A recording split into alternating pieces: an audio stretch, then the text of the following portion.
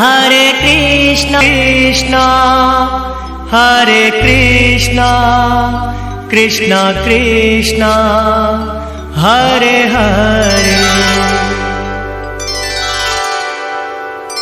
हरे राम राम राम हरे हरे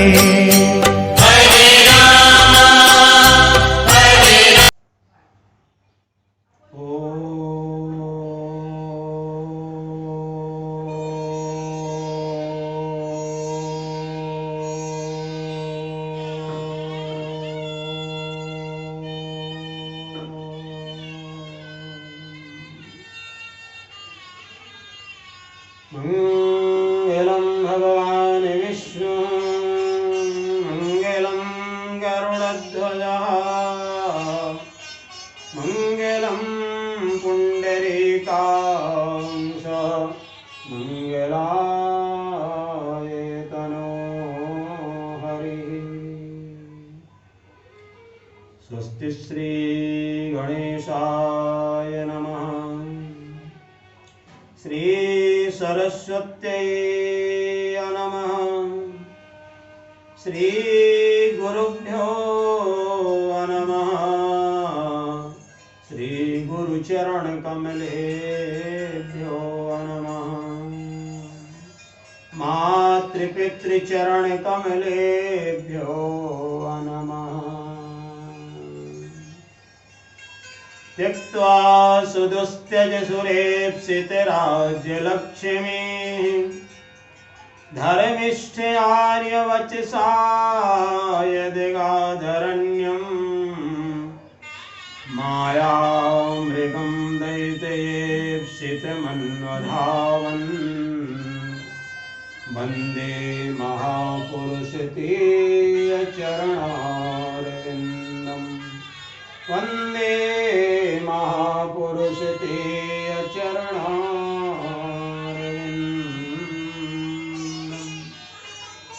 आप सभी जानते हैं आज वैशाख कृष्ण पक्ष की वरुथली एकादशी है, जिसमें हम ज्यादा से ज्यादा समय व्रत के समय भगवान के पास अपना समय व्यतीत करें, भगवान के पास ही भजन करें, अर्चन करें, पूजन करें, मंत्र जाप करें। और यह जगत में जो बीमारी है फैली हुई है कोरोना, इस महामारी से अगर हम सबको मुक्त होना है तो एकमात्र उपाय है भगवान की शरणागति। कर्तुम अकर्तुम सा समर्थ जगदीश्वर, जो भी करेंगे वह प्रभु ही करेंगे। उन्हीं की कृपा से ही इस संसार का संचालन होता है। इसलिए आइए हम सब इस महामारी से शांति का एक उपाय है भगवान की शरणागति। भगवान श्री राम का यह प्रसंग आपने 22 दिनों से श्रवण किया और देखा भी। वह प्रभु राम त्यक्त्वा सुदेव, त्यक्त्वा भगवान राम जो है अयोध्या का राज छोड़ दिए थे। राज लक्ष्मी जिसको प्राप्त हो और उसे अनायास वनवास हो जाए, ऐसा वही धीर पुरुष हो सकता है जो मर्यादा पुरुषोत्तम श्री राम थे, जिन्होंने अयोध्या के राजपाट को छोड़ करके वन जाना स्वीकार किया। और वन जाना स्वीकार इसलिए किया क्योंकि जो कंदराओं में, गुफाओं में, वनों में ऋषि मुनि भगवान का भजन कर रहे थे, उनको राक्षस सता रहे थे, उनके यज्ञ को विध्वंस कर रहे थे। इसलिए प्रभु राम ने वन जाना स्वीकार किया। और आप सबने देखा, अधर्म पर आज धर्म की विजय हुई है। आतताई सभी मारे गए और धर्म ध्वजा भगवान प्रभु श्री राम ने लहराई। इसी प्रकार से हम सब भी असत्य पर सत्य की विजय प्राप्त कर सकते हैं। इस महामारी से हम अवश्य मुक्त होंगे और अवश्य इसे हम हराएंगे, पर इसका एकमात्र साधन है भगवान की शरणागति, भगवान के चरणों में बैठ करके प्रार्थना, अपने माता पिता की सेवा करना, अपने गुरुजनों का आदर करना। देखिए आज क्या स्थिति है, हम सब देख रहे हैं।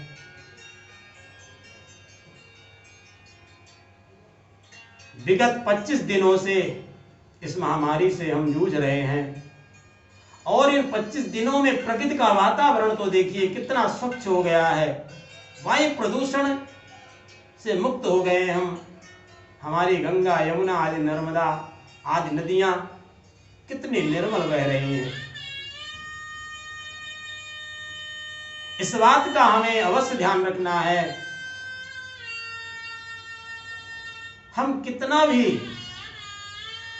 प्रकृति के वस्तुओं को, प्रकृति की चीजों को, प्रकृति की बनाई हुई संरचना को अगर हम बिगाड़ेंगे तो उसका प्रकोप पूरे जगत को भुगतना पड़ेगा। आज देखिए सनातन धर्म की जो परंपरा है, नमस्कार करना, प्रणाम करना, ये सारा देश कर रहा है। इसलिए आइए प्रधानमंत्री जी के द्वारा कहे गए,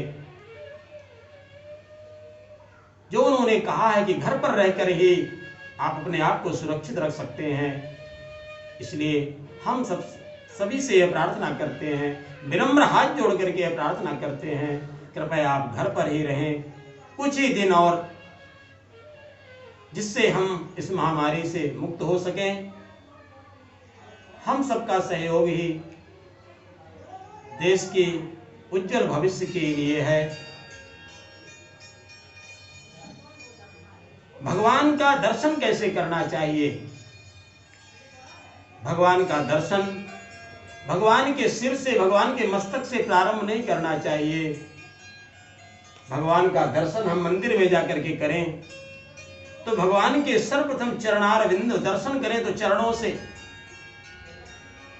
चरण के बाद घुटनों में जंघा का, कटी का, नाभि का, वक्षस्थल में भृगु ऋषि का जो चिन्ह है भगवान नारायण के वक्षस्थल पर, उनका दर्शन करें।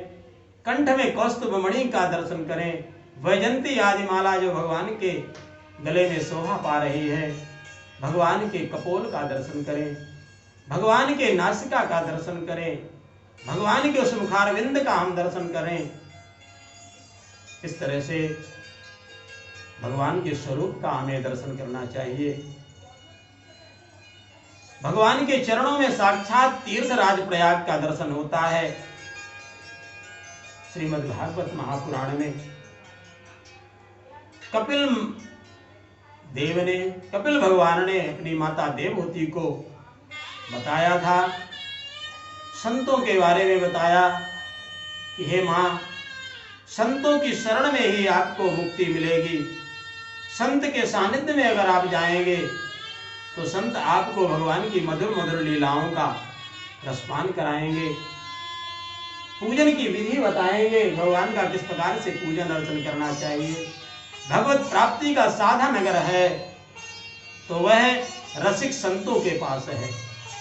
वह रसिक संत जो भगवान के चरणों में उनका अनुराग लगा हुआ है, जो हमेशा भगवान के चरणों में ही ध्यान मग्न रहते हैं, ऐसे संतों का संग करेंगे मां तो आपका कल्याण होगा।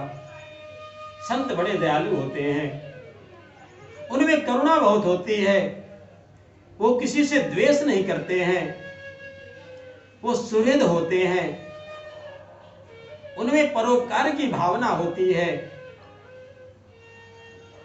और संत वही है जो दूसरों का दुख देख करके दुखी हो जाए,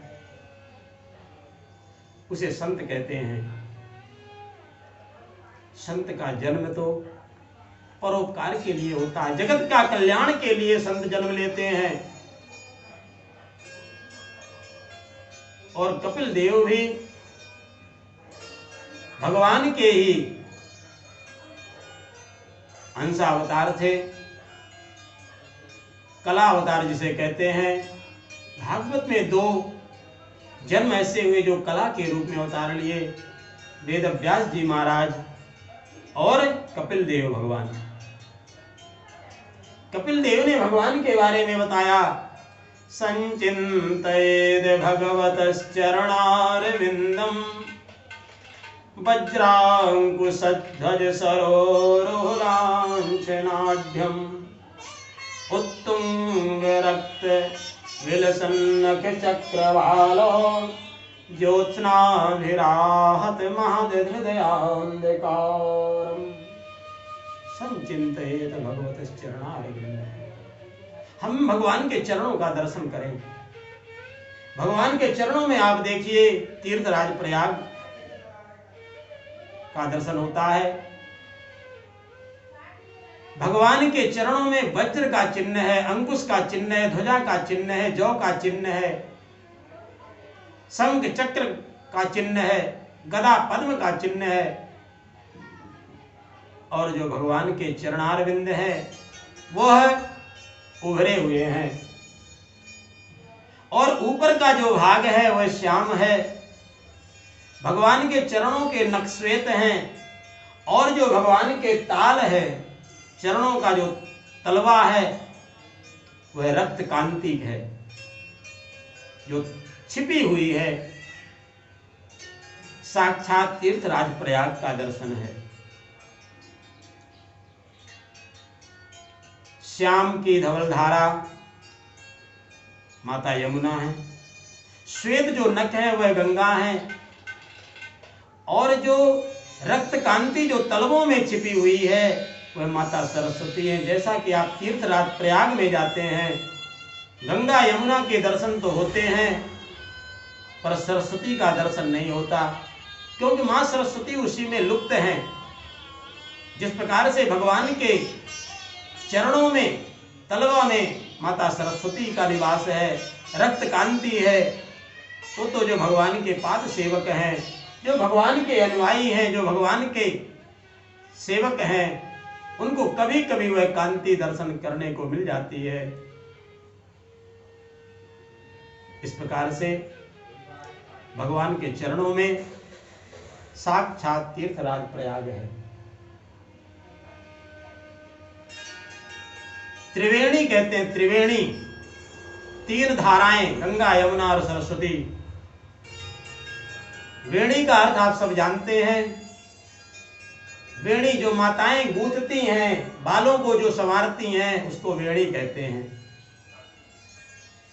और जब माताएं अपनी वेणी गूंथती हैं तो उनमें 3 धाराएं निकलती हैं। कभी माताओं को, बहनों को अपनी चोटी गूंथती हुए देखना, उसमें से 3 धारा लेकर के माताएं चलती हैं। और जब वह वेणी गूंथ करके तैयार हो जाती है, जब आप उसे देखेंगे तो उसमें 2 ही धाराएं दिखाई देंगी।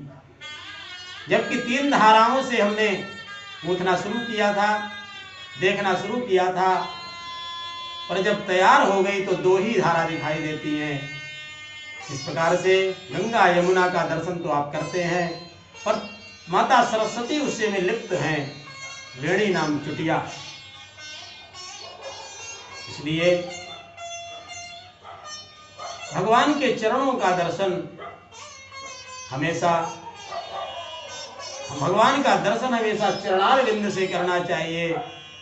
जैसा मैंने पूर्व में बताया, उसी प्रकार से घुटनों का, जंघों का, कटी का, नाभि का, वक्षस्थल का, कंठ का तालुका भगवान के शीश मुकुट का, भगवान के श्रृंगार का, अद्भुत श्रृंगार का दर्शन, और मन में उस छवि को अपने हृदयंगम करना चाहिए। और ऐसा नहीं, जब आप एकटक होकर के किसी भी भगवान की मूर्ति का दर्शन करते हैं तो है आपके मन में वह छवि अमिट हो जाती है, एक छाप सी लग जाती है। भले ही आप दर्शन करके अपनी यात्रा पूर्ण करके अगर आप घर भी आ जाते हैं, और घर में जब आप एकांत में बैठ करके जब उस प्रभु का दर्शन करते हैं जिसका आपने उस दिन दर्शन किया था, तो वह छवि आपके हृदय में अवश्य आती है। एक बार आप अभ्यास करके देखिए, दर्शन वही है जो मन में उनकी छवि आपके बस जाए। ऐसे प्रभु के चरणों को छोड़ करके हम कहां जाएं? धर्म ही एकमात्र साधन है जो हर विपदा से हमें मुक्त करेगा। अनन्याश्चिन्तयन्तो मां ये जनाः पर्युपासते तेषां नित्याभियुक्तानां योगक्षेमं वहाम्यहम्। सभी ब्राह्मण शांति पाठ में इस मंत्र को बोलते हैं। भगवान की यह प्रतिज्ञा है, जो हमारी तरफ अनन्य भाव से आता है, क्योंकि देवता भाव का भूखा है, पदार्थ का भूखा नहीं है। आपने इतना मिष्ठान, इतने नारियल, इतने फल चढ़ा दिए और बांटते जम हैं जब उसकी फोटो खिंच जाती है। ये भाव मन से छोड़ दीजिए।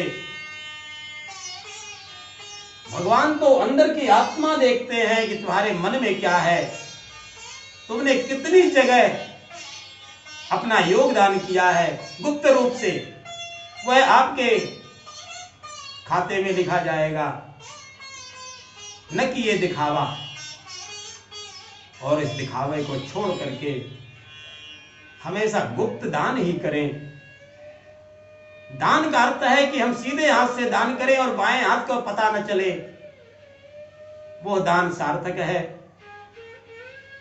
इसलिए भगवान के सामने तो भावना होनी चाहिए। भूखो सदा प्रेम को डोलू, भक्त जनन गृह जाऊं, गोविंद पाय प्रेम अमृत रस, खात न कबहु घाऊं। वह सबरिया तो प्रेम का भूखा है। प्रेम से आप कुछ भी अर्पण कर दो, आपके पास कुछ भी नहीं है, इस समय तो कुछ मिल भी नहीं रहा है, सब घर में बैठे हुए हैं, फल कहां से आए, फूल कहां से प्राप्त हो। पर भगवान ये नहीं कहते कि तुम हमें फल ला करके चढ़ा दो। भगवान तो कहते हैं आपके पास शीतल जल है अगर एक लोटा, वो ही ला करके मुझे अर्पण कर दो, क्योंकि वैशाख का महीना चल रहा है और भगवान शिव को इस समय जल की आवश्यकता है। और इसीलिए वैशाख और ज्येष्ठ के महीने में मटकी में भगवान शिव के ऊपर जल की धार की जाती है, भगवान को शीतल किया जाता है, क्योंकि भगवान कैलाश गिरि पर्वत पर रहते हैं और इस धूप, प्रचंड धूप में आपके घर में वह सहन नहीं कर पाते। इसलिए आइए जो भी वस्तु हम भगवान को अर्पण करें, भाव से अर्पण करें। बोलिए वृंदावन बिहारी लाल की जय।